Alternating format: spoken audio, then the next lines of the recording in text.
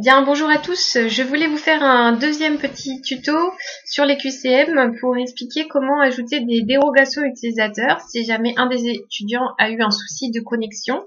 Et ensuite, comment gérer les tiers-temps. C'est des solutions qu'on a trouvées avec des collègues. Après, d'autres solutions sont bien sûr accessibles grâce au CEMU. Je me substitue pas au CEMU, je propose juste des idées.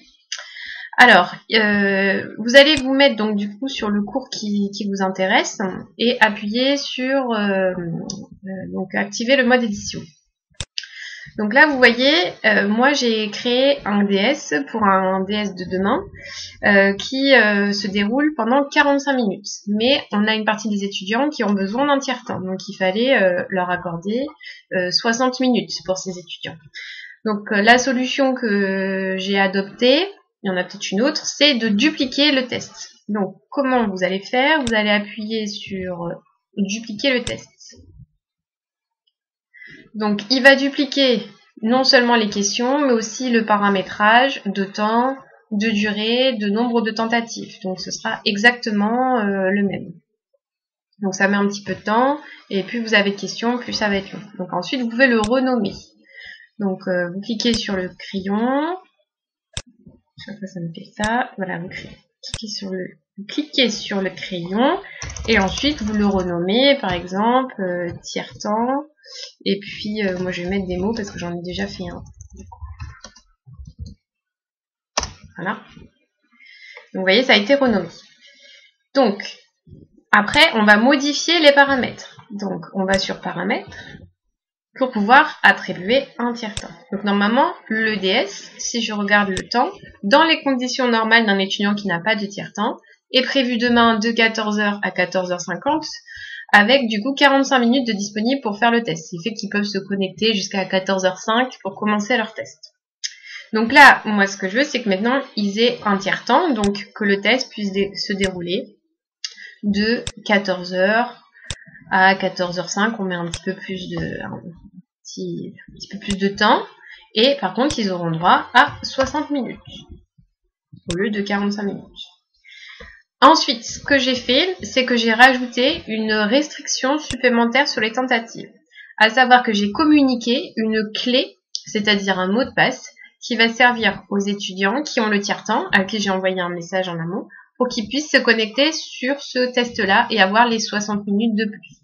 Cette clé, je leur ai indiqué qu'il ne fallait pas qu'ils la communiquent aux autres étudiants, sinon les autres étudiants, si jamais ils se connectent sur ce test-là, eh ben je peux le voir et je peux du coup ne pas prendre en compte leur tentative.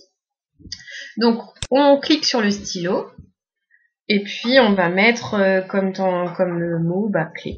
Voilà. Donc vous pouvez vérifier que vous n'avez pas fait de faute de frappe et vous faites enregistrer et revenir au cours.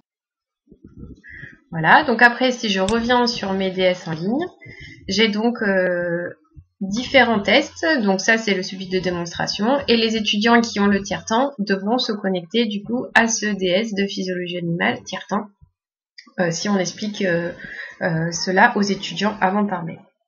Deuxième chose que l'on peut avoir à faire, c'est d'ajouter une dérogation utilisateur. Par exemple, hier, une étudiante a eu son ordinateur qui a planté au milieu de sa tentative. Donc, il va falloir que je lui rajoute une tentative et éventuellement un peu plus de temps derrière. Donc après, c'est sûr que ça dépend de la confiance que vous faites à l'étudiant.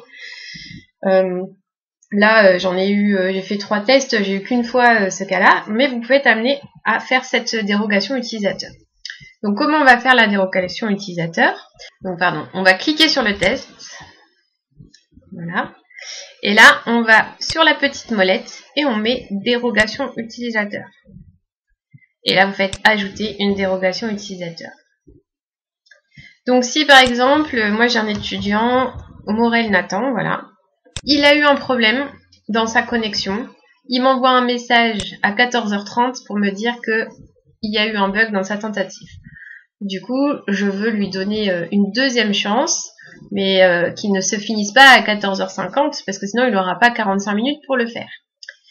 Donc, dans ce cas-là, je vais compter à partir de 15h30. Après, c'est vous qui voyez, mais moi, je vais compter par exemple 45 minutes à partir du moment où vous m'envoyez le message et où je lui accorde une deuxième tentative. Et je vais lui mettre 45 minutes. Donc, je vais lui ouvrir le test, lui, jusqu'à 15h15. Voilà. Et je vais lui autoriser 2 tentatives, parce que la première, il l'a déjà utilisée et ça a bugué. Donc, il faut que je lui donne une autre tentative de plus. Donc, au total, il aura eu 2 tentatives. Et après, je fais enregistrer. Donc, vous avez la dérogation qui s'affiche. Si jamais vous voulez la modifier, vous recliquez ici. Si vous voulez la dupliquer, parce qu'il y a plusieurs personnes qui ont ce problème, vous pouvez copier. Et sinon, vous pouvez la supprimer, chose que je vais faire. Donc voilà pour les petites adaptations que vous pouvez avoir à faire éventuellement pour les QCM en ligne. Et bah bientôt, je ferai 2 autres tutos en ligne pour faire des choix dans une banque de questions. Donc par exemple, on va créer 30 questions et l'ordinateur il fera en prendre que 10, ce qui fait que les étudiants n'auront pas tous le même quiz. Et un autre tuto également pour vous montrer les différents types de questions que j'arrive à maîtriser autres que les QCM. Voilà, à bientôt.